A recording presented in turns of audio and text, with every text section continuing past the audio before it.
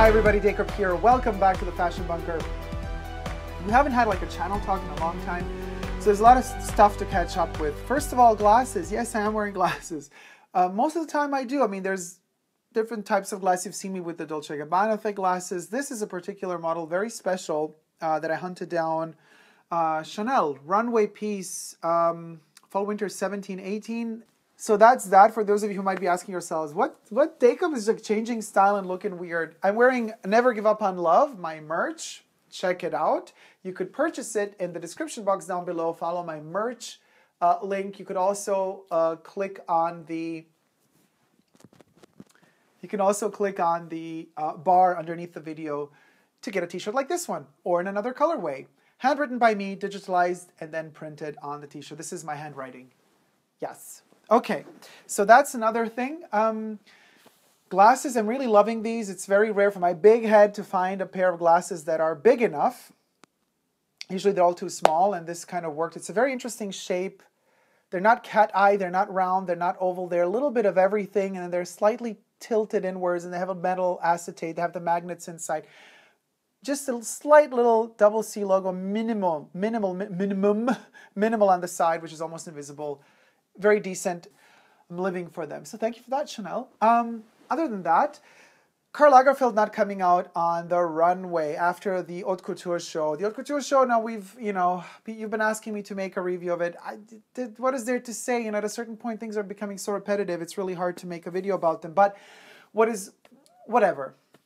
What is important to me is not the clothes in this case. It was the actual fact that for the first time ever, he did not show up at the end of the show. Now the show, because they rent the entire space of oh my gosh, brain dead, the Palais Royal, and they actually do 2 shows or sometimes 3 shows in a day. It's like a really special thing. They have the main show that's filmed and photographed with all the VIPs arriving, and then they have kind of for the lesser important people the show repeated. He didn't come out for either one of them. The fact that he grew a beard, he's hiding something. Of course, he's like in his late 80s. I mean, something's got to give at a certain point. Like, it ain't going to last forever. But also to notice, the head of the Haute Couture department, the lady, her name evades me, she has been coming out with him since a couple of Haute Couture shows. She has been introduced more and more as a personality. So much so that this last Haute Couture show, she came out alone. I think this is definitely a sign, because you've been asking me for my opinion, here it is. I think that we're coming definitely, obviously just because he's too old now, but the end of the Lagerfeld reign is there. It's here. So if you want some Chanel pieces designed during his reign, I mean, he probably didn't design the bags and the stuff. That's not his design.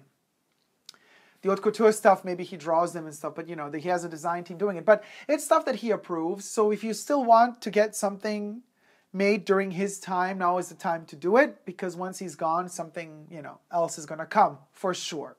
So that's that. Let's get also quickly into the Grammys. Now, I don't want to keep it, I don't want to do political stuff on my channel, and we're not going to do this political. We're going to keep it classy. We're going to keep it as classy as we can. If you want to make a political statement on the red carpet of the Grammys, because at the Grammys, kind of that's the place where on the red carpets you can go a bit more crazy. It's the Grammys. If you want to make a political statement, and no matter for who you voted, right? But I'm not going to make any names. I don't want to. I mean, yeah, I'm shady, but I don't want to be that shady. But let's just say, if you want to make America great again, have some style. If you're going to promote a certain message, then at least try to make it look pretty. Because what we've seen was really ugly. In a way, ugly, in such a way, badly executed and badly painted that it does a disservice to whatever your message is. Okay. That's that. On another note, I've been told that Laurie Anderson won her first Grammy. I mean, hello, Laurie. I love Laurie Anderson.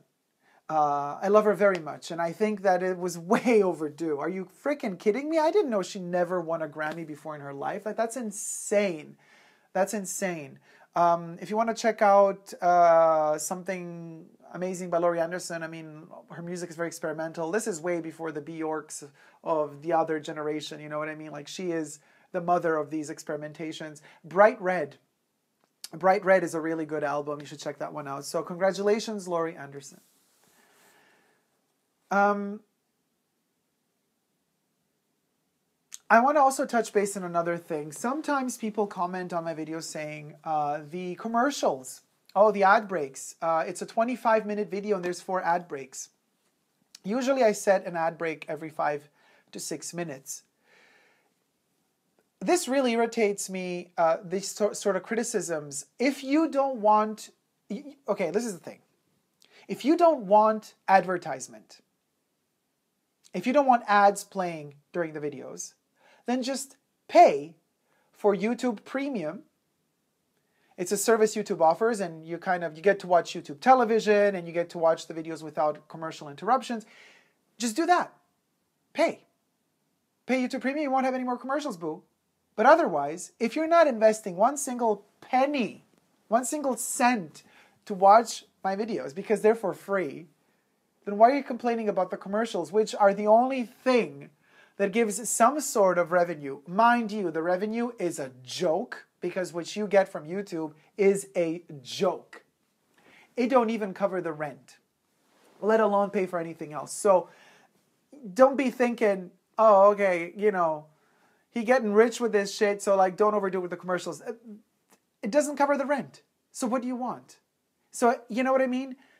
Spare me having to delete that sort of infantile and idiotic and imbecile type of comments and blocking your ass. Spare me that, because I don't want to have to deal with that anymore. I don't want to deal with that sort of ignorance anymore.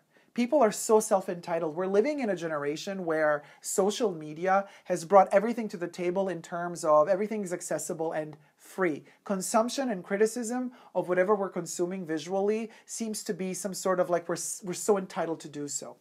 So one of these people that criticized me for having too many commercial breaks in one of my videos, I said to them, well, then pay for premium. You won't have them anymore, boo. They said to me, called to me on my channel, in my comments, told me I should calm down. They have the freedom of, you know, they have the freedom to express their opinion, they have freedom of... This is where you're highly mistaken. Yes, we are on a social media platform that is open for everybody. I have to check my time. Yes, we are on a social media platform that is open for everybody. And yes, we're all entitled to our opinion. But guess what? I'm not a politician. I'm not a public figure to a degree where I cannot delete anything that is written about me. If you're on my channel, yes, we are on YouTube, but it's my channel. You're in my house. You are a visitor to my home when you come to watch my videos. So what does this mean? This means that you gotta follow certain rules. Otherwise, you're gonna get kicked out. That's why YouTubers have the right to block people from their channel. That's why we have the right to delete certain hateful or ignorant comments from our channel. So don't be so self-entitled. You don't have the right to write whatever you want, to be as offensive as you want, to be as self-entitled as you want. You don't. Start your own YouTube channel, make your own videos, make your own rules, but don't be fooled and misjudged by thinking, oh, you're allowed to write whatever you want while you're in my home. You're not. If you're going to be disrespectful, if you're going to be illogical to a degree where it becomes disrespectful or where it becomes offensive, then you won't be welcome anymore. Thank you for viewing the video, however, because that does give me the coin. That does give the money. That does bring in the money. Writing a comment, thumbing down the video. You have to click on the video to thumb it down. So the second you click on the video, it counts as a view for me. The second the commercial starts, it counts as a view for me. So thank you for that. You know, I couldn't care less for a thumbs down because that means that I got the coin. But a negative comment, that has absolutely no constructive criticism within it because it's ignorant. It's just made for the sake of some pure self-entitled brat's frustration, that doesn't go with me. That will be deleted and that will be gone. Of course, you're always entitled to your opinion. You just have to find the right platform where to express that opinion. And that's then fine by me. Make your own platform, you know, but don't go to other people's. This is what makes a troll a troll. You're a troll when you go to somebody else's platform and you kind of just poop all the stuff that's negative in your life onto other people. That's not my responsibility. It's not my responsibility to take care of that. Anyway, that's another thing. Also, what I wanted to touch base with you is on this project that I'm working on, Ask Dacob. And you could write me emails, askdacob@gmail.com. I'm still working on that. It's a platform that will be initiated very soon. Primarily, first it's going to happen on Patreon. By the way, check me out on Patreon. Super Dacob all spelled together. Exclusive videos only available there, not on YouTube, but also videos that hit there first before they hit YouTube. It's a very interesting platform. I'm working on it. It takes time because it is interactive. So for those of you who have seen that video where I announced it, it's still happening. It's just taking some more time than I have actually originally foreseen. But that is also good because then what we deliver should be even better when we actually deliver it. Am I recording my audio at all? Yeah, I am, because I have like a separate microphone now. It's all complicated. I am traveling a lot, which basically does not allow me to always film as much as I would want to film. And I know, you know, when people make videos, it's so easy to say, I'm so sorry I wasn't able to film. Like, then a lot of people are going to say, we don't even care. I know some of you do care, some of you don't care. It's fine if you care, it's fine if you don't care. But just to explain what goes on in my life, the amount of work that I have doesn't really allow me to always have access to the right setup and the right settings and the right environment that I need to film. And also, quite frankly, the right energy. I was in Paris a couple of weeks ago for work. It was during Fashion Week. It was so intense and I got so sick. And you've seen me, you know, I've shot some videos after that and I'm not even showing my face. That's how sick I was. And I was like, guys, apologize for my voice because just, you know, I was coughing so much. I got so sick that I was actually planning on making a couple of videos in Paris. I could not. I could deliver my work, which is what I was paid to do when I was in Paris, and that was just about all the energy I had. I would literally, you could just peel me off the floor, peel me back into the bed, and I would just drink liters and liters of tea, try to, you know, heal. I had a bad cough. I had a sore throat. It wasn't really the flu. It was a really bad system that we had, like a bad heating system. Long story short, I'm better now.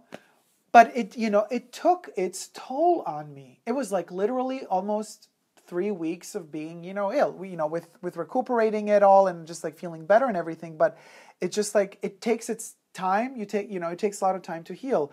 So that also blocks me. And like stuff like that really annoys me and irritates me because I'm a person that's very organized and coordinated.